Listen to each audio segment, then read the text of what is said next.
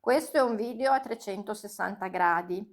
Muovi il tuo dispositivo oppure usa le dita per guardarti intorno. Se usi un visore, muovi la testa per guardarti intorno.